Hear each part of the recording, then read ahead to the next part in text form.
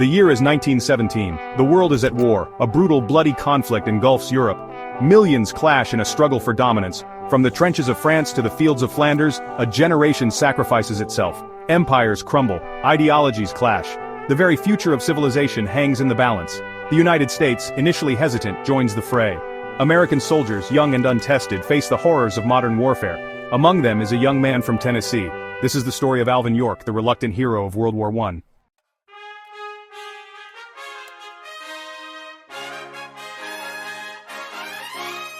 Alvin York, a name synonymous with bravery. Yet, his journey to becoming a war hero was anything but straightforward.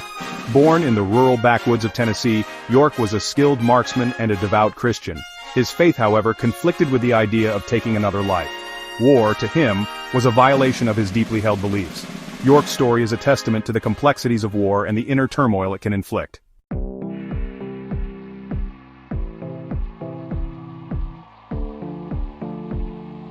The Cumberland Plateau of Tennessee, a land of rugged beauty, rolling hills, and deep hollows. This was Alvin York's world. Born in 1887, Alvin was the third of 11 children. Life was hard, resources scarce.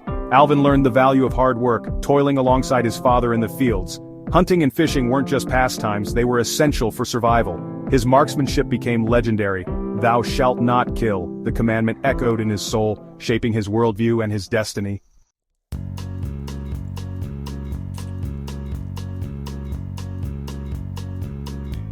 As Alvin grew older, he sought solace in religion. He found a spiritual home in a small, strict church. He embraced its teachings wholeheartedly, renouncing alcohol, gambling, and worldly pursuits. His faith became his bedrock, his guiding light. However, this deeply held faith would soon be tested. The year 1917 arrived, casting a long shadow across the Atlantic. How could he, a man of peace, reconcile his beliefs with the call to arms?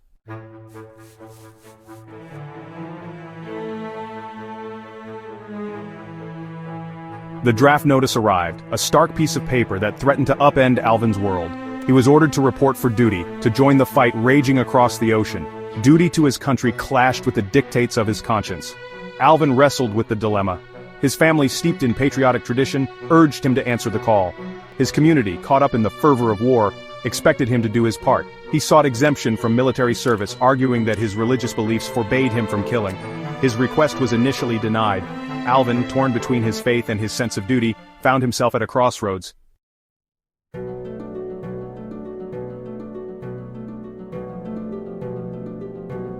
After much deliberation and soul-searching, Alvin York made a decision. He would report for duty. It wasn't a decision made lightly, nor was it an abandonment of his beliefs. He convinced himself that there was a distinction between killing in anger and killing in defense of others. He clung to the belief that he could serve his country without betraying his faith. Little did he know that fate had other plans for him. The reluctant soldier was about to face his greatest test.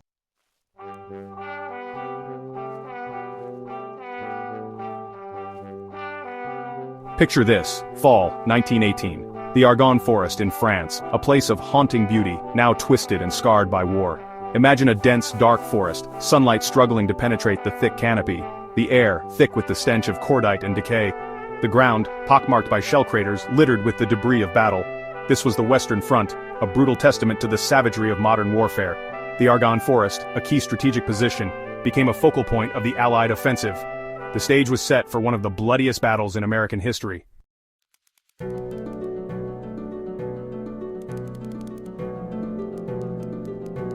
Imagine yourself hunkered down in a trench, the constant rumble of artillery fire, the crackle of machine guns, the screams of the wounded, fear, a constant companion gnawing at your insides. Life in the trenches was a living hell. Mud, disease, and rats were the constant companions of these soldiers. This was the reality that Alvin York and thousands of other young Americans faced. Yet these men fought with courage and determination, driven by a sense of duty and camaraderie.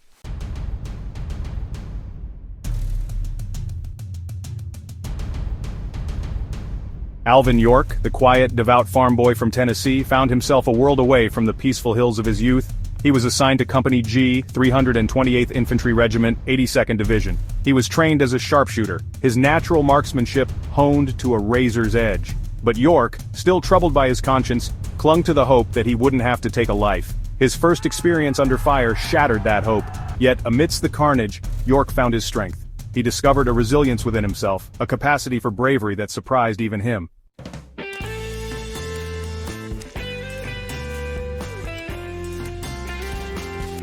Letters, sent home from the trenches, revealed York's inner turmoil. He wrote of his experiences with honesty and candor, expressing his horror at the bloodshed, his longing for home, and his unwavering faith. Despite his misgivings, York never shirked his duty. He embraced the bonds of brotherhood forged in the crucible of combat. He looked out for his comrades, sharing his rations, offering words of encouragement. He still sought to avoid taking a life, often volunteering for dangerous patrols. Little did he know that his greatest test, his moment of truth, was fast approaching.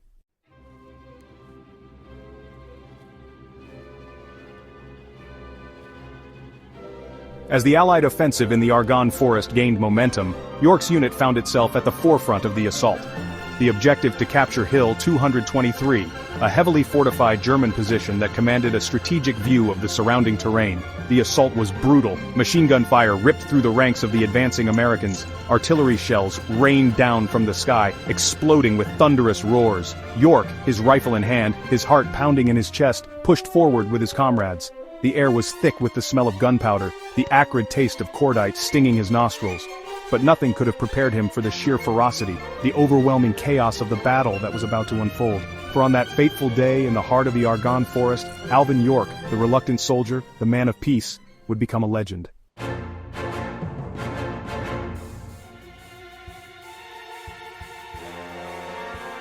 The morning of October 8, 1918, dawned cold and gray over the Argonne Forest. A heavy mist hung in the air, shrouding the battlefield in an eerie silence.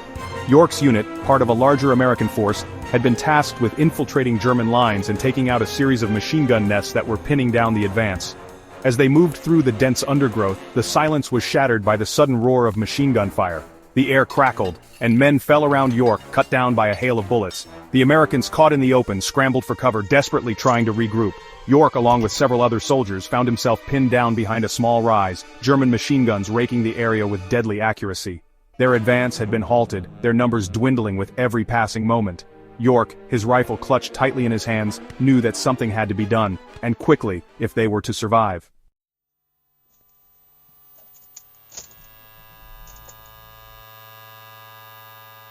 With his comrades pinned down, York saw that the machine gun fire was coming from a German position further up the slope, nestled amongst a cluster of trees. He knew that a frontal assault would be suicidal. Their only chance, he realized, was to outflank the enemy, to attack from a direction they wouldn't expect.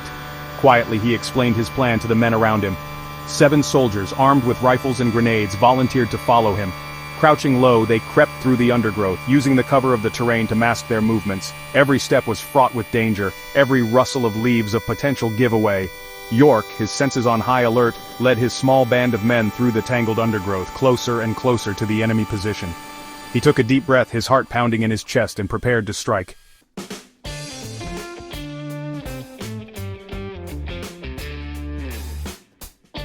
Suddenly, York and his men burst from the undergrowth, charging toward the startled Germans. The element of surprise was on their side. York, his rifle blazing, took aim at the machine gunners, his years of marksmanship training paying off in that moment. The first German soldier fell, then another and another. York moved with a deadly grace, his every shot finding its mark. His comrades, inspired by his courage, poured fire into the German position, grenades exploding amongst the trees. The Germans, caught off guard by the ferocity of the attack, struggled to return fire, but York seemed unstoppable, his rifle a blur in his hands, his movements those of a seasoned hunter, picking off his prey one by one. Amidst the chaos, a German officer, recognizing the threat posed by York, rallied his men for a counterattack.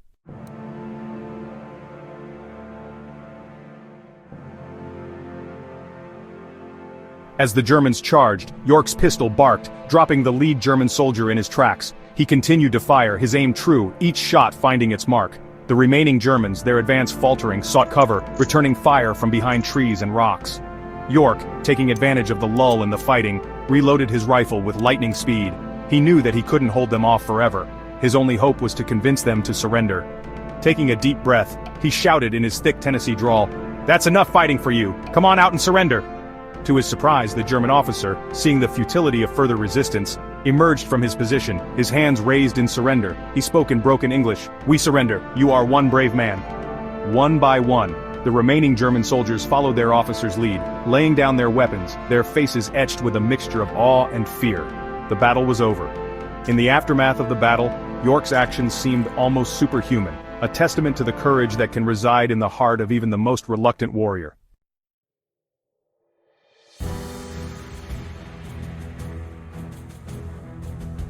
With the German soldiers disarmed, York faced another daunting task, leading his prisoners back to American lines.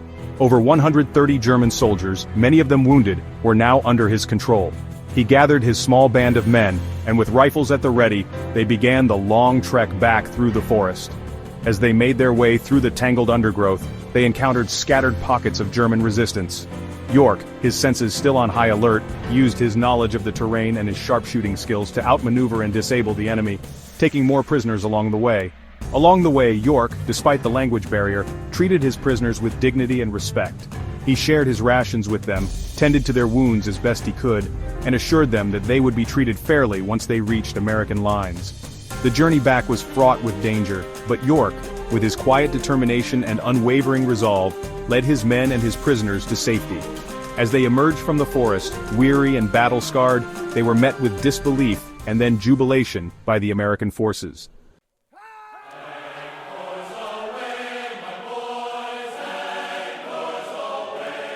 Word of York's extraordinary feat spread like wildfire through the American ranks. His actions, capturing over 130 German soldiers and silencing a series of machine gun nests that had held up the American advance, were hailed as a turning point in the battle for the Argonne Forest. He was lauded as a hero, his story recounted in newspapers back home, his name becoming synonymous with courage and determination. For his actions that day, York was awarded the Medal of Honor, the highest military decoration bestowed by the United States government. But for York, the true measure of his heroism was not in the medals or the accolades, but in the lives he had saved, both American and German. He had faced his fears, overcome his doubts, and emerged from the crucible of battle a changed man. His story, a testament to the bravery that can reside in the heart of an ordinary man, would inspire generations to come. Alvin York, the reluctant soldier, had become a legend, his name forever etched in the annals of American military history.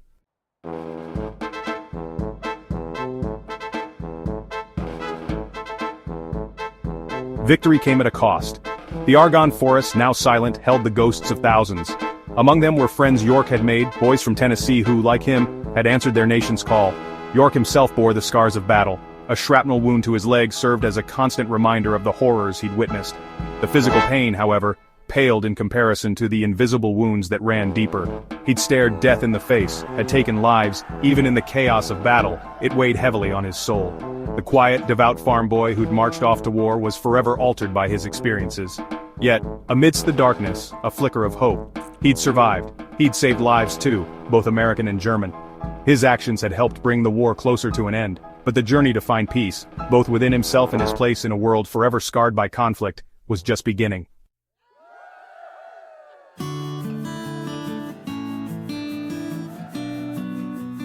News of York's heroism reached American shores, electrifying a nation weary of war. Here was a story of courage, of a simple country boy who'd become a giant on the battlefield. Medals were bestowed upon him, including the Medal of Honor, presented by General John Pershing himself. York, uncomfortable with the attention, accepted them with humility, seeing them as tributes to the men he'd fought alongside, many of whom had made the ultimate sacrifice. Parades were held in his honor. He met with President Woodrow Wilson, who praised his bravery and sacrifice. York, thrust into the national spotlight, used his newfound platform to advocate for peace, for reconciliation, for a world that learned from the horrors of war. He returned home a national hero, but fame and adulation sat uneasily upon him. He longed for the simplicity of his former life, for the solace of his family and his faith. But the world, it seemed, wouldn't let him forget. Alvin York, the reluctant hero, had become a symbol of American courage and resilience.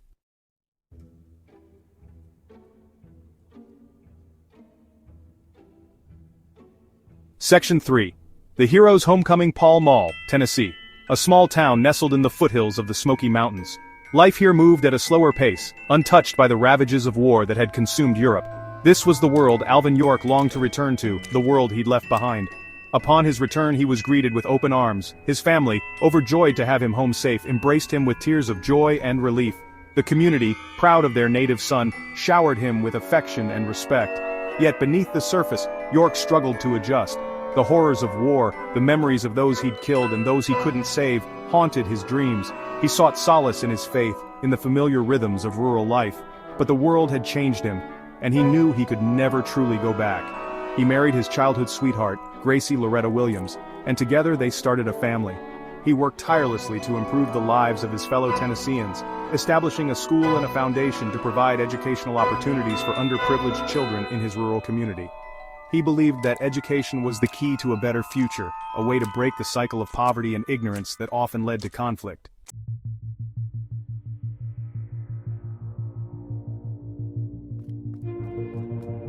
Section 4. A Legacy of Courage. Alvin York's story transcended the battlefield. He became a symbol of the ordinary man thrust into extraordinary circumstances, a testament to the courage and resilience that resides within us all. His story was immortalized in books and films, inspiring generations with its message of bravery, humility, and the enduring power of the human spirit. He used his platform to advocate for peace, reminding the world of the true cost of war. York's legacy extended beyond his military accomplishments. He dedicated his life to service, to improving the lives of others, proving that true heroism is not measured in medals or accolades, but in the impact we have on the world around us. His story, a timeless tale of courage and conviction, continues to resonate today, reminding us that even in the darkest of times, even in the face of unimaginable adversity, the human spirit can endure, and even the most reluctant of heroes can rise to meet the challenges of their time. And that, my friends, is the story of Alvin York, the reluctant hero of World War I.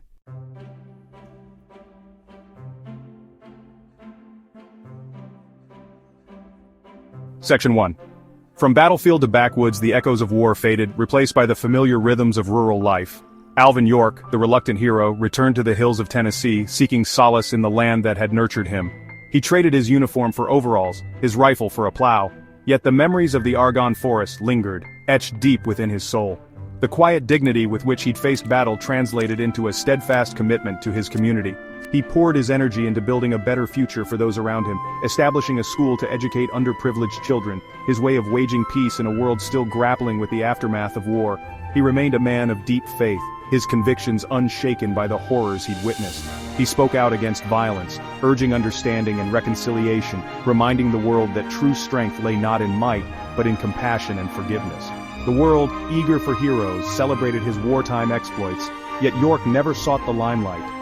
He remained grounded, humble, a symbol of the extraordinary courage that can reside in the heart of an ordinary man, a testament to the enduring power of faith and the enduring need for peace.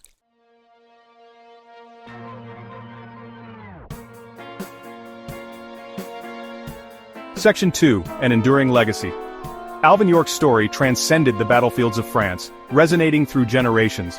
He became an American icon, his name synonymous with bravery, humility, and the quiet strength that can arise from the most unexpected of places. His story, captured in books and films, continues to inspire, reminding us that courage is not the absence of fear, but the triumph over it. York's journey from reluctant soldier to national hero serves as a timeless testament to the potential that lies within each of us, the capacity for greatness that often emerges in the face of adversity. He left behind a legacy not just of valor but of service, of unwavering commitment to his community, of a deep and abiding faith that guided him through the darkest of times. York's story reminds us that true heroism lies not in seeking glory, but in answering a higher calling, in serving a cause greater than ourselves. So as we remember Alvin York, the reluctant hero of World War I, let us carry his story with us, a beacon of courage, a reminder that even in a world often consumed by conflict, there is always hope, always the possibility for peace, and always the potential for ordinary individuals to rise to extraordinary heights. And that, my friends, is a legacy worth cherishing. If you enjoyed this video, please give it a thumbs up, subscribe to our channel, and hit the bell icon so you'll be notified when we upload more inspiring stories from history.